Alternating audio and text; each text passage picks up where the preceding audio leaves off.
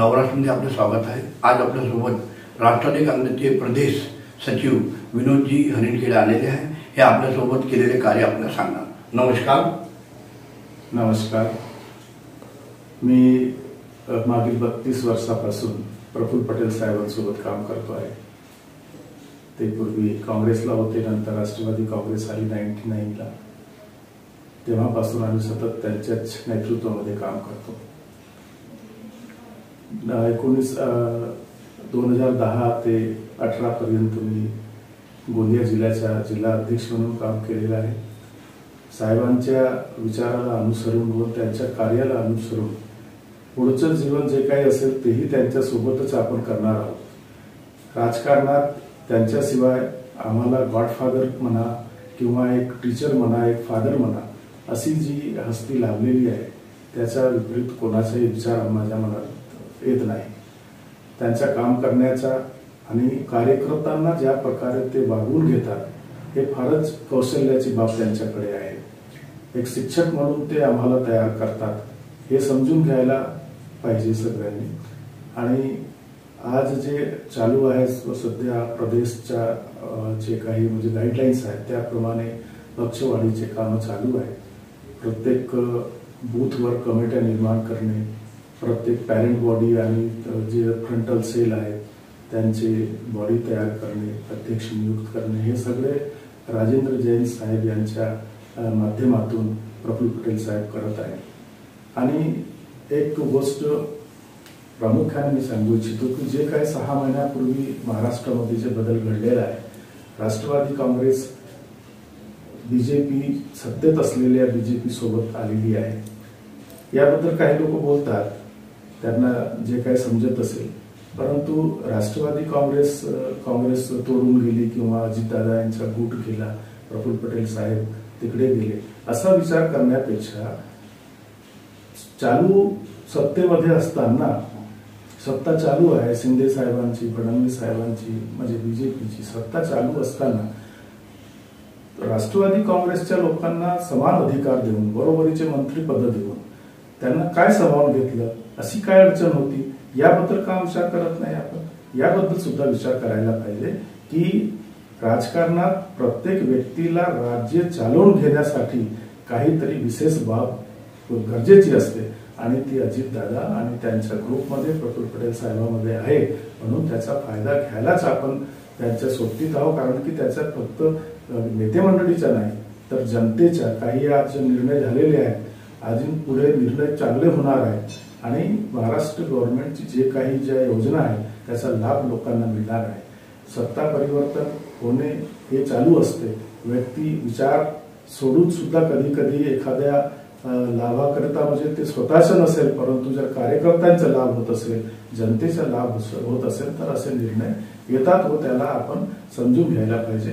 कोणावर टीका करण्यापेक्षा त्याचा अभ्यास करणे गरजेचे आहे। आज गोंदिया आणि भंडारा जिल्ह्यामध्ये प्रफुल्ल पटेल साहेबांच्या व्यतिरिक्त कोणताही असं नेतृत्व नाही ज्याच्यावर आपण विश्वास करू शकतो। लोक अनेक विकासाचे कामाच्या गोष्टी करतील, परंतु 2-4 नावं जर त्यांना विचारली तर ते सांगू शकणार नाही।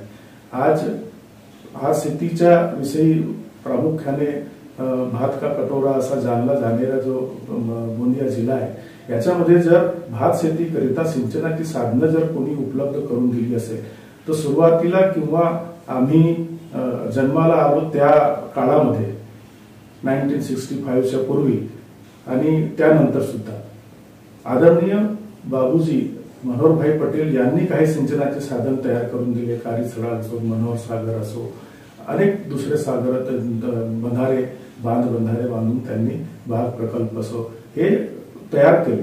कशासाठी? लोकांना त्यांच्या शेतीमध्ये पाणी मिळावं, भाताची शेती चांगली व्हावी। त्यानंतर जर कोणी नेता कोणी जर प्रयत्न केले असेल तर ते फक्त प्रफुल्ल पटेल साहेब आहेत। त्यांनी धापेवाडा एवढा मोठा प्रकल्प आणून दिला। त्यानंतर निम्न चुलबल, कटंगी, कालपत्री हे सगळे जे डॅम तयार झालेले आहेत, म्हणजे वन कायद्यातून त्यांना मुक्त करून हे प्रोजेक्ट तयार करणे हे काही मामूली गोष्ट नव्हती, पण प्रफुल्ल पटेल साहेबांसारखाच नेता करू शकत होता आणि ते त्यांनी साध्य केलेले आहे। आणि दुसरे जर म्हटले तर आज रेल्वेचा एवढा मोठा विकास आणि जर विदर्भात नागपूर नंतर 2nd नंबरचा जर कोणता जंक्शन असेल तर तो गोंदिया आहे आणि पुढे अजून तो डेव्हलप होणार आहे। कारण की आता उत्तर दक्षिण पूर्व पश्चिम तर आहेच, पण उत्तर दक्षिण सुद्धा आता रेल्वे गाड्या आपल्या इथे सुरू झालेल्या आहेत. ब्रॉडगेज कन्व्हर्सनमुळे गोंदिया जंक्शनला फार महत्व आलेलं आहे आणि ते पुढे जास्त महत्वाचं होणार आहे. याबद्दल सुद्धा लोकांनी विचार करायला पाहिजे. दुसरं, आज पायलट अकादमी, एअरपोर्ट या ठिकाणी एक छोट्याशा शहराला ह्या सगळी संधी मिळवून देणे हे काम कुणाचे? प्रफुल्ल पटेल साहेबांचे.